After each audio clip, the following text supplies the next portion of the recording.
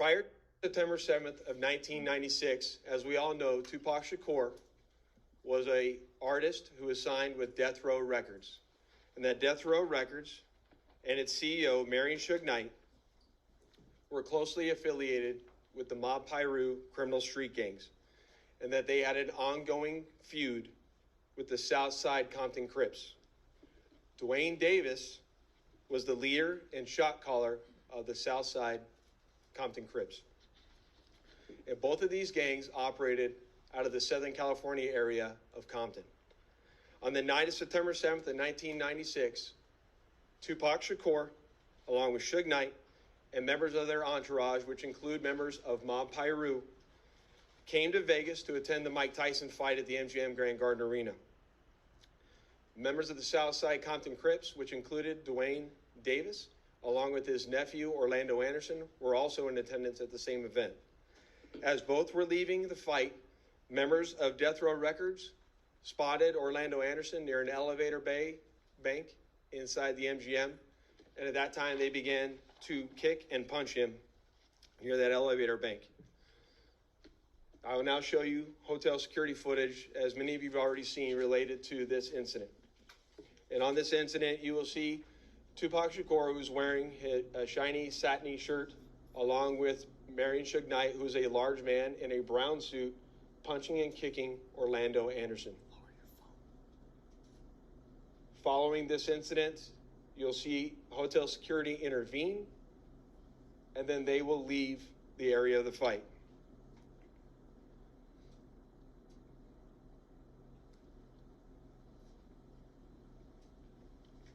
Little did anyone know that it is this incident right here that would ultimately lead to the retaliatory shooting and death of Tupac Shakur.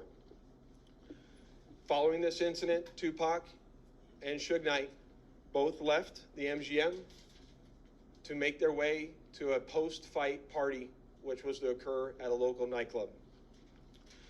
At the same time, word had spread amongst members of the Southside Compton Crips of what had occurred inside the MGM, and then that's when Duane Davis began to devise a plan to obtain a firearm and retaliate against Suge Knight and Mr. Shakur for what occurred inside the hotel against Mr. Anderson. After Davis obtained a gun, he entered into a white Cadillac along with Terrence Brown, DeAndre Smith, and Orlando Anderson. Based on our investigation, this is where we know they were seated. At some point in time, as they were in the white Cadillac, Mr. Davis took the gun that he had obtained and provided it to the passengers in the rear seat of the vehicle. As they were driving west on Flamingo Road near Koval, they located the black BMW, which was driven by Suge Knight, and in the passenger seat was Tupac Shakur. And as they turned around, they pulled up near the passenger side of that vehicle and immediately began shooting at Mr. Knight and Mr. Shakur.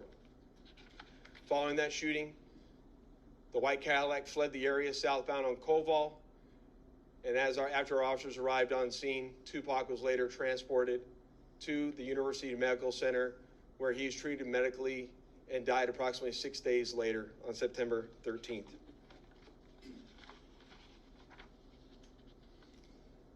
My homicide section handled this investigation from its onset and for a short amount of time.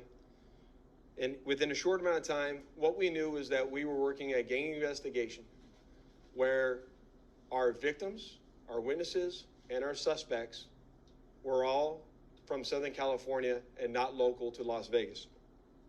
Within the first few months of the investigation, our detectives knew most of the information I just briefed you on.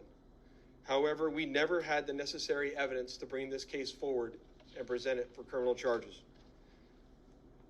As time went on, this case had been reviewed multiple times by different investigators assigned to my section, but it wasn't until 2018 that this case was reinvigorated as additional information came to light related to this homicide. Specifically, Duane Davis's own admissions to his involvement in this homicide investigation that he provided to numerous different media outlets. In our section, we knew at this time that this was likely our last time to take a run at this case to successfully solve this case and bring forth a criminal charge. It was at that time that this case was assigned to Cliff Mogg, a detective within my homicide section.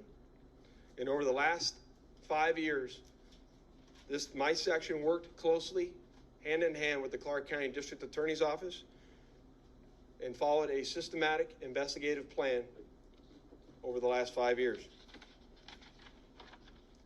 We've conducted countless interviews and corroborated numerous facts that were not only consistent with the crime scene on the night of the incident, but also corroborated and were consistent with the sequence of events that night. This ultimately led to us procuring a search warrant which was executed at Mr. Davis's residence in Henderson, Nevada. And following the execution of that search warrant, in close coordination with the District Attorney's Office, this case was presented to the grand jury, which ultimately led to Davis being indicted on charges of murder.